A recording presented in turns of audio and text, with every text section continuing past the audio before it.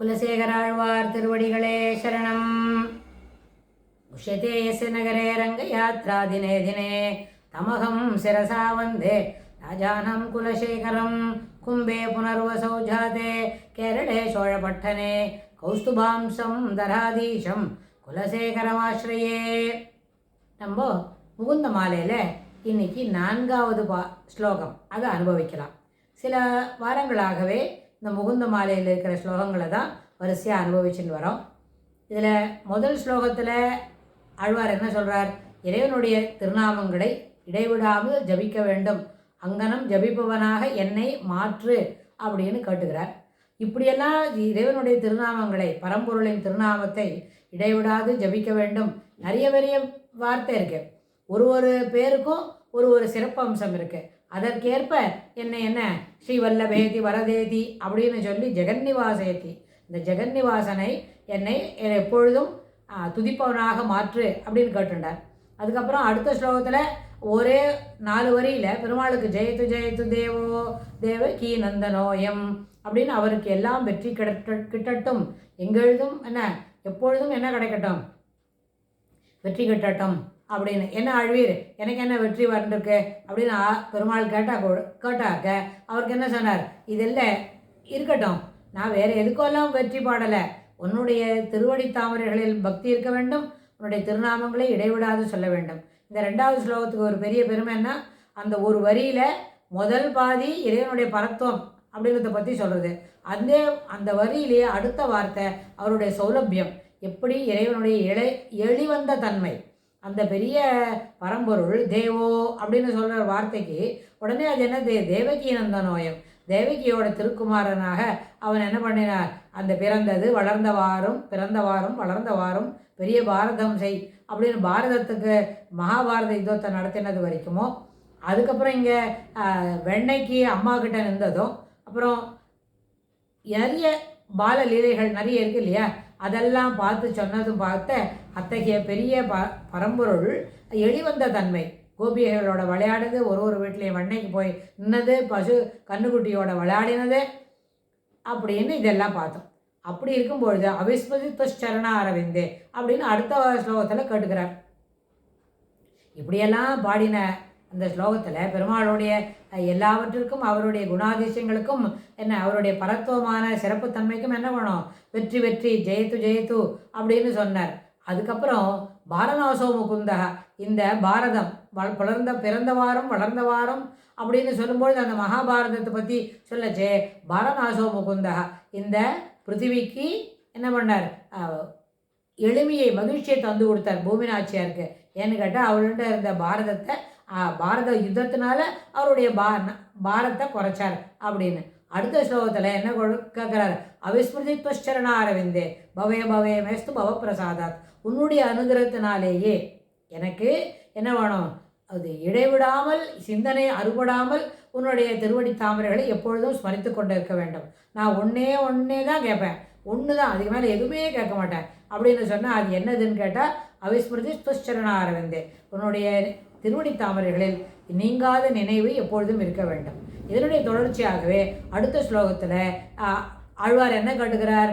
நாகம் வந்தே தவ சரணையோ துவந்தமத்வந்தேதோ கும்பி பாபம் குருமபி ஹரே நாரகம் நாபிரந்தும் ரம்யா ராமே மிருதுதனுலதா ரஞ்சனே நாபிரந்தும் பாவே ஹிருதய பவனே பாவயேயம் பவந்தம் பாவே ஹிருதய பவனே பாவயேயம் பவந்தம். இந்த ஸ்லோகத்திலையும் ஆழ்வார் என்ன சொல்கிறார்? பெருமாள்கிட்ட பார்த்து, என்ன நாகம் வந்தே, நான் உன்னை சேவிக்கவே இல்லை, எதுக்கு சேவிக்கலை, என்ன இப்போ தான் சேவிச்சேன்னு இத்தனை வெற்றி கிட்டட்டும் சொன்னேன். அவிஸ்மிருதி துஷ்சரணாரவிந்தே பவே மேஸ்து பவப்பிரசாதாத், உன்னுடைய அனுகிரகத்தினாலேயே, உன்னுடைய திருப்தினாலேயே எனக்கு உன்னுடைய திருவடி தாமரைகளில் இடைவிடாது சிந்தனம் இருக்க வேண்டும்னு கேட்டுட்டேன் அப்படின்னு பெருமாள் சொல்லச்சே, நாகம் வந்தே தவ சரணையோ துவந்தமத்வந்தேதோ, உன்னுடைய திருவடி தாமரைகளை நான் இதற்காகவெல்லாம் சேவிக்கவில்லை. முதல் என்ன?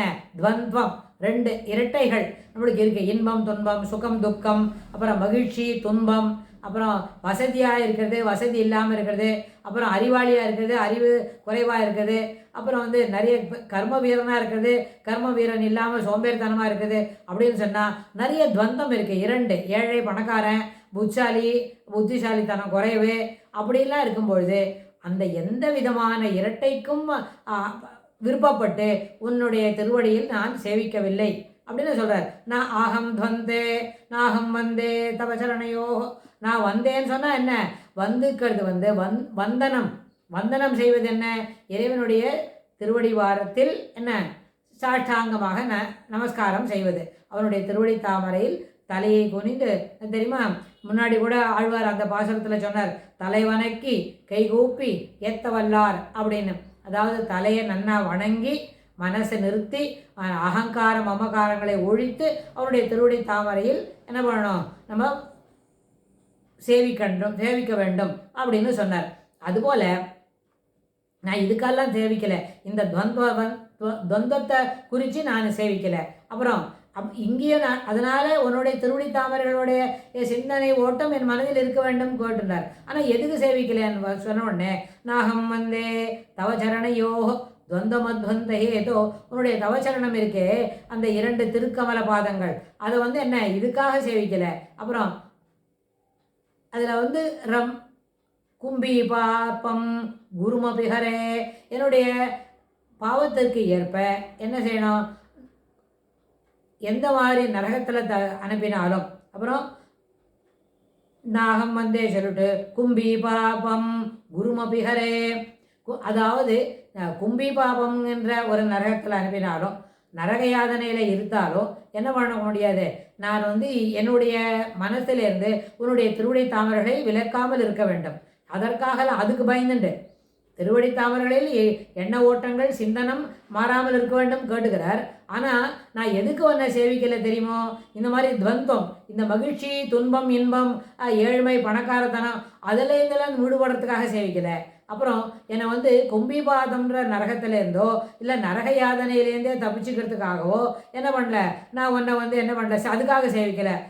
கும்பி பாபம் குருமபிகரே நாபிரந்தும் அந்த அதுக்காக சேவிக்கலை. அப்புறம் ரம்யா ராமா மிருது தனுலதா, அதாவது சொர்க்கத்துக்கு போகணும். அப்போ சொர்க்கத்துக்கு போகணுன்னா சொர்க்கத்தில் என்ன இருக்கும், நிறைய இனிமையான நினைவுகள், அப்புறம் வந்து எந்த விதமான கஷ்டத்தையும் பார்க்க வேண்டாம், எல்லாமே இருக்கும். அப்புறம் வந்து தேவலோகத்தில் இருக்கிற ரம்ப ஊர்வசி திலோத்தம அவள்லாம் என்ன பண்ணுவா, மெல்லிதான தோல் உடையவர்கள், அப்புறம் மெல்லிதான வஸ்திரங்களை அணிந்து எப்போவுமே நடனம் ஆடிக்கொண்டிருப்பார்கள். அந்த சொர்க்கத்தை பற்றி அதில் சந்தோஷிக்கிறதுக்காகவும் இன்னும் சேவிக்கலை.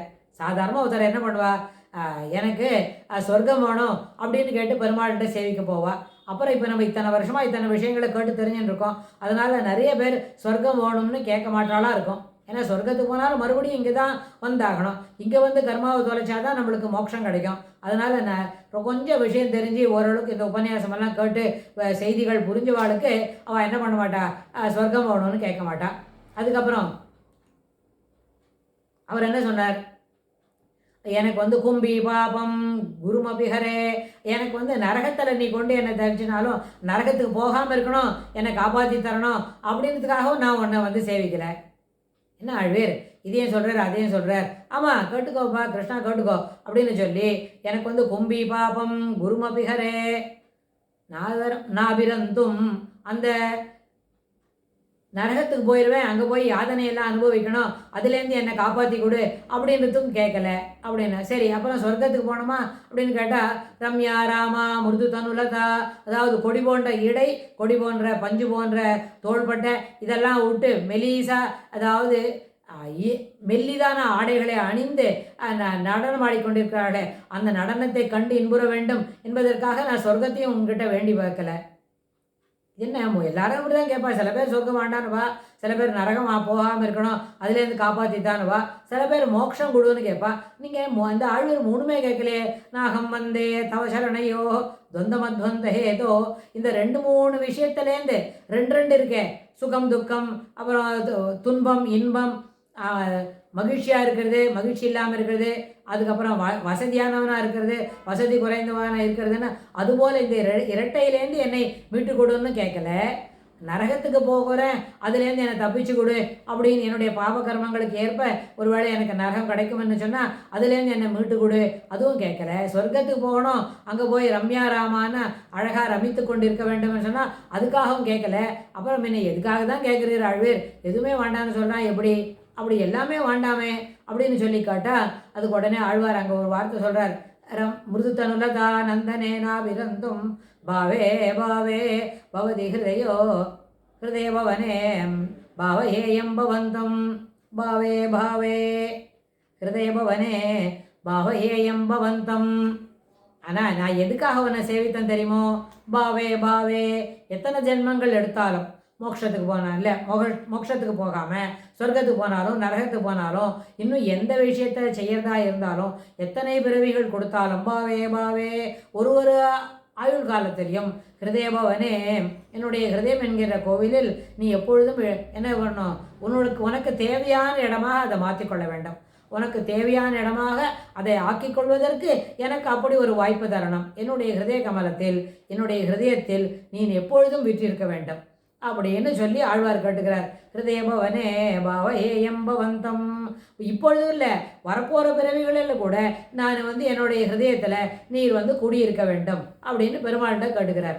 இப்படி கேட்டுவிட்டா இது என்ன, எனக்கு ஒன்றுமே வேண்டாம் ஏகாம் அப்படின்னு போன ஸ்லோகத்தில் ஒன்றே ஒன்று தான் நான் கேட்பேன் அப்படின்னு சொன்னார். அது என்ன? அவிஸ்மிருதி துச்சரணாரவிந்தே, உன்னுடைய சரணாரவிந்தங்களில் என்ன அவிஸ்மிருதி, ஸ்மிருதி நினைவு மாறாமல் இருக்க வேண்டும் அப்படின்னு கேட்டுனார். இங்கே என்ன சொன்னார்? பாவே பாவே ஹிருதய பவனே பாவயேயம். ஹிருதய பவன், என்னுடைய ஹிருதயம் என்கின்ற அந்த பங்களாவில், ஹிருதயம் என்கின்ற அந்த கோவிலில் நீங்கள் என்ன பண்ணணும்? எப்பொழுதும் குடிக்கொண்டிருக்க வேண்டும். எதற்கு? இதை நாகம் வந்தேன், உன்னை இதுக்காகலாம் சேவிக்கலை, இதுக்காக தான் சேவித்தேன். வேறு என்ன பண்ணேன்? இதுக்காக தான் சேவித்தேன். அதனால் நீர் எப்போவும் என்ன பண்ணணும்? என்னுடைய ஹிருதய கமலத்தில் இருப்பதற்கு மனமு வந்தருள வேண்டும் அப்படின்னு பெருமாள்கிட்ட கேட்டுக்கிறார். ஆனால் அவர் என்ன சாமர்த்தியமாக கேட்டுக்கிறார்? ஏன்னு கேட்டால் பெருமாளுடைய திருவடி வாரத்தில் இடைவிடாத நிச்சலனமான பக்தி, சஞ்சலம் இல்லாத எண்ண ஓட்டங்கள் அப்படி இருக்குமென்னு சொன்னால் இந்த கும்பிபாகம்ன்ற நரகத்துக்கு போகிறதா இருந்தாலும் இன்னும் அதுக்கு மேலே இருக்கிற நரகத்துக்கு போகிறதா இருந்தாலும் அங்கே ஒரு பயமும் நம்மளுக்கு வராது. ஏன்னா அங்கெல்லாம் எப்படி யாதனை, நரக யாதனை இருக்கும்னு சொன்னால் சாதாரணமாக நம்ம ஆட்டில் கரமது கூட்டெல்லாம் பண்ணச்சே எப்படி கொதிக்கிறதோ அதுபோல் கொதிக்கிற எண்ணெயில் இந்த பாவத்தை பண்ணினவனை அதுக்கு தகுந்த மாதிரி அவனுக்கு பனிஷ்மெண்ட்டுக்கு ஏற்ப அதில் போட்டு பொரிச்சு எடுப்பா அப்படின்னு சொல்லுவா. இது நம்ம கற்பனை பண்ணி கூட அதெல்லாம் பார்க்க முடியாது, கற்பனைக்கு எட்டாதது. அதனால் நரக யாதனை என்பது என்ன, அங்கே ஜாலியாக ஒரு ஏசி ரூமில் உட்காந்துருக்க மாதிரி இருக்காது. நிச்சயமாக அங்கே என்ன இருக்கும்? யாதனம் என்று சொன்னாலே கஷ்டப்படுத்துறது தான், அந்த கஷ்டப்படுத்துறதே இருக்கும். அப்போ அங்கே இருக்கிற நரகத்தில் இருக்கிற யமன் கூட சொல்லுவானா, ஏன்பா ஒரு தடவை கூடவா நீ ஹரின்னு சொல்லியிருக்க மாட்டேன், ஹரின்னு சொல்லியிருக்கணும், கிருஷ்ணான்னு கூட்டிருக்கணும், ராமான்னு சொல்லியிருக்கணும். அப்போ அப்படி சொல்லாமல் அது ஒன்று தடவை கூடவா சொல்லாமல் இங்கே இவ்வளோ தூரம் இங்கே வந்துட்டேன், உன்னை இவ்வளோ கஷ்டப்படுத்துறது எனக்கு கூட சிரமமாக தான் இருக்குது அப்படின்னு நரகத்தில் இருக்கிற சொல்லி காட்டுவான். நரக யாதனை பண்ணக்கூடிய யமதர்மராஜா அவனுடைய சிஷ்ய ஆட்களை கூப்பிட்டு இப்படிலாம் சொல்லுவானா இருக்கும். ஆனால் ஆழ்வார் என்ன சொல்கிறார்? அங்கே போனாலும் எனக்கு ஒன்றும் இல்லை, நீ என்னுடைய ஹிருதய கமலத்தில் இருக்கேன்னு சொன்னால் அதுபோல் யாதனையை பார்த்து நான் பயப்படணும்னு அவசியம் இல்லை. சரி, சொர்க்கத்தில் போனால் ரொம்ப இனிமையாகவும் சந்தோஷமாகவும் மகிழ்ச்சியாகவும் இருக்கலாம்னு சொன்னால் அதை பற்றியும் எனக்கு ஒன்றும் என்ன இல்லை, பயம் இல்லை. நான் எனக்கு அங்கே நீ எங்கே போனாலும், நரகத்துக்கு போனாலும் நரகேவா அப்படின்னு சொன்னால் நரகத்துக்கானாலும் பூமியில் இருக்கிறதா இருந்தாலும் இல்லை சொர்க்கத்துக்கு போகிறதா இருந்தாலும் என்ன பண்ணணும்? ஹிருதய பவனே பாவயேயம் பவந்தம். எத்தனை ஜென்மங்கள் எடுத்தாலும் நீனே என்ன பண்ணணும்? என்னுடைய ஹிருதயத்தில் குடிக்கொண்டு இருக்க வேண்டும். இதில் என்ன காரணம்னு கேட்டால் நம்மளோட மோட்சத்துக்கு ஐஷன் போக வேண்டியது பெருமாளோட கடமை. நம்ம சரணாகதி பண்ணியிருக்கோம் அப்படின்னு சொன்னால் இந்த ஜென்மா முடிஞ்ச உடனேவே அவர் ஐஷன் போடுவார். ஆனால் ஒரு சில நேரத்தில் ஒரு சில சமயத்தில் சரணாகதி பண்ணிக்கிறதுக்கே வாய்ப்பு இல்லை அப்படின்னு சொன்னால் அந்த வாய்ப்பையே நம்ம தவற விட்டுடுறோம், நழுவ விட்டுடுறோம், அதனோட முக்கியத்துவம் நம்மளுக்கு தெரியல அப்படின்னு சொல்லும்பொழுது அவர் என்ன பண்ணுவார்? இந்த மாதிரி நரகத்துக்கு போனால் கூட இது அவருடைய சொத்து, அவர் எங்கேயோ அல்லாடின்னு இருக்கிற நரகத்தில் அடுத்த ஜென்மாவான நல்லதாக கொடுத்து அது மேலுக்கு வரத்துக்கு வழி பார்க்கணும் அப்படின்னு சுவாமியை மனசுக்குள்ளே சங்கல்பிச்சுப்பார். அவருடைய சங்கல்பம் இல்லாமல் எதுவுமே நடக்காது, அப்படி இல்லையா? எதுவுமே அவருடைய இச்சை வேணும், அவருடைய கிருபா கட்டாட்சம் அவசியமானது அப்படின்னு. அதனால் நரகத்துக்கு போனாலும் பரவாயில்ல, சொர்க்கத்துக்கு போனாலும் பரவாயில்ல, எங்கே போனாலும் உன்னுடைய திருவடி தாமரைகளில் ஹிருதயம் என்ன பண்ணியிருக்கணும், எப்பொழுதும் ஈடுபட்டு கொண்டிருக்க வேண்டும். அது நீயா பார்த்து அனுகிரகிக்கிறதா இருக்கணும் அப்படின்னு சொல்கிறார். இதுக்கு நிறைய உதாரணம்னு சொல்கிறார். இதுக்காக பண்ணிக்கல, இதுக்காக சேவிக்கலை, இதுக்காக சேவிக்கலை, அப்போ எதுக்காகப்பா பின்ன சேவித்த, எதுக்குமே சேவிக்கலைன்ற, சொர்க்கமும் கேட்க போகிறதில்ல, நரகத்துக்கு போனாலும் ஒன்றும் பாதகம் இல்லைன்ற, அப்புறம் எதுக்கும் சேவிக்கலைன்றியே, துவந்தத்துலேருந்து வெளியில் வரணுமா, அதுக்காகவும் நான் சேவிக்கலை அப்படின்னு சொன்னால் எதுக்குப்பா அப்படின்னா, என்னுடைய ஹிருதய கமலத்தில் தாங்கள் எப்பொழுதும் வீற்றிருக்க வேண்டும் அப்படின்றத எனக்கு தெரியப்பட நான் புரிஞ்சுக்கணும் அப்படின்னு ஆழ்வார் பெருமாள்கிட்ட கேட்டுக்கிறார். இதுக்கு சில உதாரணங்களாக நம்மளால் சொல்ல முடியும். அப்படின்னா, நிறைய பேருக்கு முன்னாடி காலத்துலலாம் பெருமாள்கிட்ட என்ன பண்ணணும், சரணாகதி பண்ணிட்டோம் அப்படின்னா அதுக்கப்புறம் நம்மளை நாமளே பார்த்துக்கிறத என்ன பண்ணணும், தவிர்த்து நிறுத்தணும். ஏன்னு கேட்டால், பெருமாளே நம்மளுடைய சௌக்கியங்களை ரெண்டுத்தையும் பார்த்து தந்துவிடுவார். அதனால தான் பெருமாள் என்ன சொன்னார், யோகக்ஷேமம் வகாமியகம், உன்னுடைய யோகத்தையும் க்ஷேமத்தையும். யோகம் என்று சொன்னால் என்ன, எதிர்பாராத விருதையில் வகையில் சிலதெல்லாம் நம்மளுக்கு கிடைக்கும், சிலதெல்லாம் அப்படி கிடைச்சதுன்னு சொன்னால் அது என்ன பண்ணணும், கிடைச்சிட்டா அது உடனே பயன்படுத்திட்டு அதை இல்லாத ஆக்காமல் அப்படி பயன்படுத்துது தொடர்ந்து நம்முடைய இருக்க வேண்டும். யோகம் இருக்க வேண்டும், எதிர்பாராதது கிடைக்கிறதற்கு யோகம் இருக்க வேண்டும், அங்கனம் கிடைத்த யோகங்கள் தொடர்ந்து நம்முடைய இருக்க வேண்டும். அதுதான் நம்முடைய க்ஷேமத்தை காத்து கொடுக்கும். அப்படின்னா அதனால் என்ன சொல்கிறார், அனன்யாச்சிந்தயந்தோ மாம் ஏஜனா பரியுபாசதே தேஷாம் நித்யாபியுக்தானாம் யோகக்ஷேமம் வகாமியகம். அத்தகையவனுடைய யோகங்களையும் க்ஷேமத்தையும் நான் தொடர்ந்து கவனித்துக் கொள்கிறேன், அதை நானே பார்த்துக்கிறேன் அப்படின்னு பெருமாள் சொல்லிட்டார் இல்லையா. அதனால் நம்மளுடைய யோகக்ஷேமத்தை அவரே பார்த்துக்க போகிறேன்றதுனால எந்த நரகத்துக்கு போனாலும் சொர்க்கத்துக்கு போனாலும் ஒன்று அதனால் பாதிப்பில்லை, என்னுடைய ஹிருதய கமலத்தில் தாங்கள் தொடர்ந்து வீற்றிருக்க வேண்டும் அப்படின்னு ஒன்று கேட்டுக்கிறார். அப்புறம் முன்னாடி காலத்துலலாம் பெருமாள், அதாவது நஞ்சியர் காலத்தில், பட்டர் காலத்தில் அப்படின்னு சொன்னால் அவள்லாம் ஒரே சமகாலத்துவா தான். அப்போல்லாம் ஒருத்தருக்கு யாருக்கான உடம்புக்கு வந்துடுச்சுன்னா என்ன பண்ணக்கூடாது, வைத்தியர்கிட்ட போய் மருந்து வாங்கி சாப்பிட்றது அவ்வளோ தூரமாக ஸ்லாகிக்க மாட்டான், அதை ஏற்றுக்க மாட்டான். இப்போ தான் பெருமாள்கிட்ட ரங்கநாதர் தான் இங்கே நம்பெருமாள் எழுதி இருக்கும்போது என்ன வேணுமாலும் நம்பெருமாள் கிட்ட தான் கேட்கணும், ஒரு வைத்தியர்கிட்ட போய் கேட்பா அப்படின்னு எல்லாரும் அதை பற்றி எல்லாரும் பேச துவங்குவான். அது ஒருத்தரோட தனிப்பட்ட விஷயம், மருந்து சாப்பிட்றதும் மருந்து சாப்பிடாததும் என்ன அவனுடைய தனிப்பட்ட விஷயம், அவனுக்கும் வைத்தியர் மட்டும்தான் அதை பற்றி யோசிக்கணும்னு நினைக்க மாட்டான். அப்போல்லாம் பெருமாள்கிட்ட இருந்துட்டு நீ என்ன சரணாகதி பண்ணிட்ட பிறகு உன்னை நீயே பார்த்துப்பியா, பெருமாள் பார்த்துக்க மாட்டாருன்னு அவநம்பிக்கை வருதா அவனுக்கு அப்படின்னு கேட்பான். இந்த மாதிரி கேட்கச்சே அவன் பட்டர்கிட்ட ஒருத்தர் கேட்டாலாம், இந்த மாதிரி அவர் அப்படி பண்ணிவிட்டாரே, வைத்தியர்கிட்ட மருந்து சாட்டாரே எதுக்குன்னு.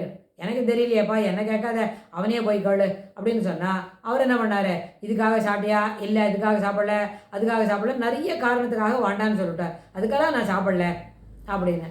அதுக்கப்புறம் பெரிய பெருமாளுக்கு நிறைய கைங்கரியம் பண்ணணும் அப்படின்றதுக்காக இல்லைப்பா, அது நம்மளால் மூச்சு இருக்கிற வரைக்கும் பண்ண தான் போகிறோம், அதில் எல்லாம் ஒன்றும் மாற்றம் இல்லைன்னு. கடைசியில் அவரே எதுக்காக நீங்கள் இந்த மாதிரி மருந்து வாங்கி சாப்பிட்ட வைத்தியர்கிட்டன்னு போட்டால், என்னுடைய ஆச்சாரியர் காவேரியில் குளிச்சுட்டு வரும்பொழுது அவரோட பின்னாடி இருக்கிற இது இருக்கே, அவர் எப்படி நிதானமாக ஈர வேஷ்டியோட ஆசிரமத்துக்கு நடந்து வரார் அப்படின்னா அதை பின்னாடியிலிருந்து ரொம்ப தூரத்துலேருந்து கவனித்து அதை மகிழ்ந்து அதை சேவித்து கொண்டே வர வேண்டும் என்கின்ற அபிலாஷையினாலே தான் நான் வைத்தியர்கிட்ட சென்று மருந்து வாங்கி சாப்பிட்டேன் அப்படின்னு சொன்னாராம். இது என்னப்பா, தொடர்ந்து பெருமாளை சேவிக்கணும், நம்பெருமாளை சேவிச்சுட்டே இருக்கணும், அதுக்காக மருந்து சாப்பிட்டேன்னா சரி, காவேரியில் குளிச்சிருக்கணும், காவேரியும் விரஜா தீரமும் ஒன்று அப்படின்னு நினச்சிட்டு அதுக்காக குளிக்கணும்னு கேட்டுக்கணும், அது சரி. இதுவும் இல்லை அதுவும் இல்லை. அப்புறம் ராமானுஜர் சொல்லி விட்டுட்டு போன எல்லாத்தையும் விடாது செய்யணும், அதுக்காகனா அதுவும் இல்லைன்ற, எதுக்குமே இல்லைன்ற, கடைசியில் ஒரு காரணம் கூட சொல்ல மாட்டேன்றியே அப்படின்னு சொல்லி கேட்ட உடனே அவர் என்ன சொல்கிறார், என்னுடைய குரு காவேரியில் குளிச்சுட்டு திரும்பி கோவிலுக்கு வரத்துக்கோ ஆசிரமத்துக்கு வரத்துக்கோ வந்துன்னு இருக்கும்போது அவருடைய பின்னாடி பார்த்தாக்க அந்த உடம்புலேருந்து அந்த ஈரம், துடைக்காத ஈரம் சொட்டுண்டே வருமே, அதை பார்த்து மகிழ்ச்சியுடனும் அதை பார்த்து கிருப்பையை வளர்த்துக்கணும் அப்படின்றதுக்காக வேண்டி நான் போய் வைத்தியரண்டை பார்த்து மருந்து சாப்பிட்டேன்னு சொன்னாராம். அதுபோல தான் அவர் என்ன சொல்கிறார், நாகம் வந்தே தவ சரணையோகோ அப்படின்னு சொன்னது, நான் எனக்கு மகிழ்ச்சியாக இருக்கணும், துன்பம் வரக்கூடாதுன்றதுக்காகவும் உன்னை சேவிக்கலை, நரகத்துக்கு அனுப்ப போகிறேன் அதை பார்த்து பயப்படணுன்றதுக்காகவும் நான் உன்னை சேவிக்கலை, இல்லை சொர்க்கத்துக்கு போகிறேன் நிறைய இன்பத்தை கொடுக்க போகிறேன்னா அதுக்காகவும் சேவிக்கலை, என்னப்பா எதுவுமே சேவிக்கலைன்னு சொல்கிறேன் அப்படின்னு சொன்னால் என்ன சொன்னார் கடைசியில், பாவே பாவே பவே ஹிருதயபவனே பாவையே எம்பவந்தம், என்னுடைய ஹிருதய கமலத்தில் தாங்கள் இடைவிடாமல் இருந்து கொள்ள வேண்டும், அதை அடியேன் உணர்ந்து கொள்ள வேண்டும் அப்படின்னு தெரிஞ்சுக்கிறதுக்கு அதுக்காக தான் உன்னை சேவித்தேன் அப்படின்னு ஆழ்வார் சொல்கிறார். இதுக்கு நிறைய விளக்கமான என்ன பண்ணலாம், நம்ம புராணத்துலேருந்து கதைகளோ அனப்டேட்ஸ்லாம் சொல்லி பார்க்கலாம். அந்த விரிவை அடுத்த பதிவில் பார்க்கலாம். குலசேகர ஆழ்வார் திருவடிகளே சரணம். ஸ்ரீகிருஷ்ணாய துப்யம் நமஹ.